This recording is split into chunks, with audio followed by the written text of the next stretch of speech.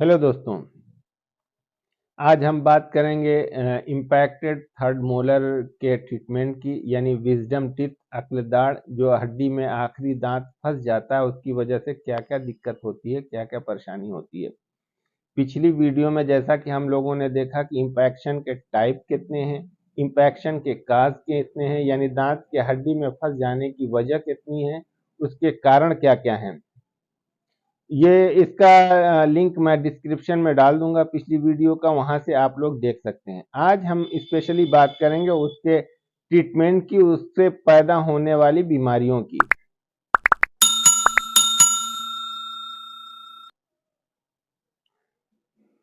Mainly 4 type के impaction होते हैं: vertical impaction, मीजियो angular impaction, डिस्टो angular impaction, horizontal impaction. चाहे इम्पैक्शन जिस तरीके का भी हो, जिस टाइप का भी हो, दांत इम्पैक्शन यानी हड्डी में जिस पोजीशन पे भी रुक जाए, उसकी वजह से सबसे बड़ी दिक्कत ये होती है कि वहां पे सफाई नहीं होती। जो दांत फंस गया है वो तो एक फंसा हुआ वो एक बीमारी है ही है।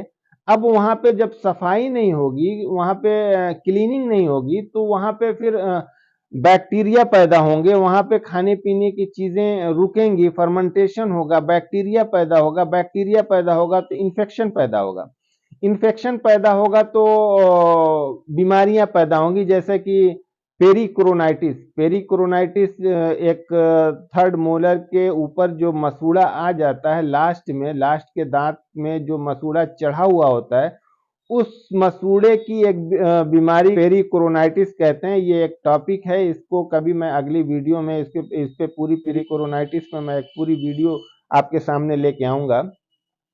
अच्छा, जब इन्फेक्शन हो गया है, वहां पे सफाई नहीं है, वहां पे बैक्टीरिया है, वहां पे इन्फेक्शन है तो इन्फेक्शन की वजह से मसूड़ों में सूजन होगी, मसूड़ों में लाली होगी, चेहरे पे सूजन आ सकती है, मसूड़ों से खून आएगा, मुंह से बदबू आएगी। जब वहां गंदगी होगी तो फिर मुंह से बदबू आएगी।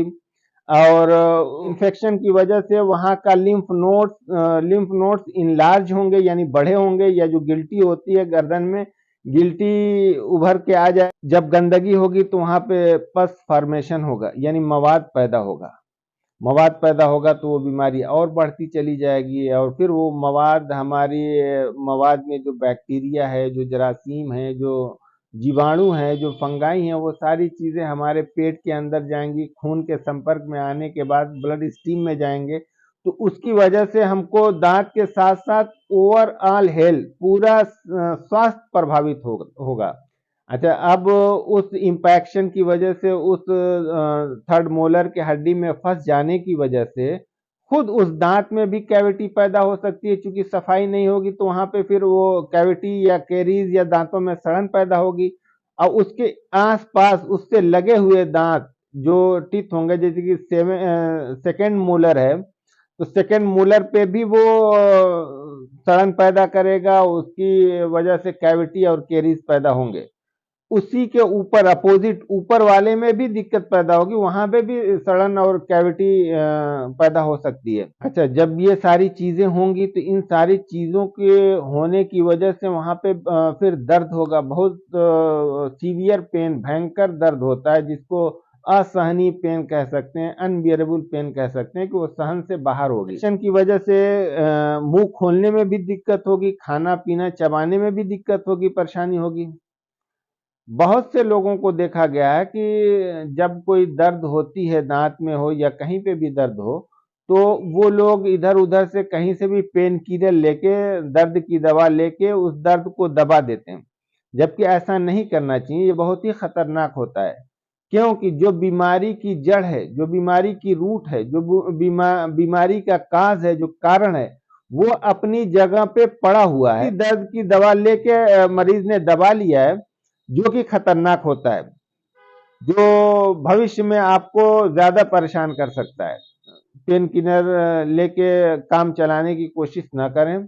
खुद पेन किलर लेने का भी नुकसान होगा, और जो दांत की बीमारी है, जो दांत की जड़ है, जो काज है, उसकी वजह से जो बीमारी है वो है। बहुत ज्यादा केयर करने की जरूरत है। ये ध्यान रखें कि सावधानी हटी, दुर्घटना घटी। तो मरीज को चाहिए कि वो डॉक्टर से, डेंटिस्ट से मिले और उसको अपनी बीमारी को एग्जामिन कराए, अपनी बीमारी की जांच कराए डॉक्टर से, डेंटिस्ट से और डेंटिस्ट के द्वारा बताई गई ट्रीटमेंट को कराए, उसके इलाज को कराए और उनकी इंस्ट्रक्शन को फॉलो करे। यहाँ पे मैं आप लोग को बता देता हूँ कि अगर ऐसा किसी को है तो वहाँ पे बहुत ज़्यादा सफाई की बहुत ज्यादा जरूरत होती है, क्लीनिंग की बहुत ज्यादा जरूरत होती है। जो भी दिक्कत आती है, जो भी परेशानी आ रही है, वो क्लीनिंग न होने की वजह से है। इम्पैक्ट हुआ वो एक बीमारी है। अब उस फंसे होने के नतीजे में जो वहां पे गंदगियां पैदा हो रही हैं वो ज्यादा परेशान करती है।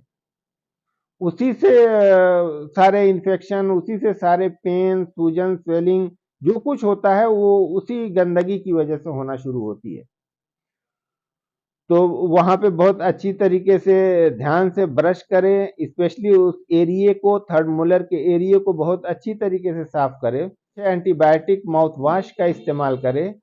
कभी कभी नमक पानी गुनगुना करके उसका गलाला करें, यानी वार्म सलाइन वाटर का गार्गल करें। धन्यवाद।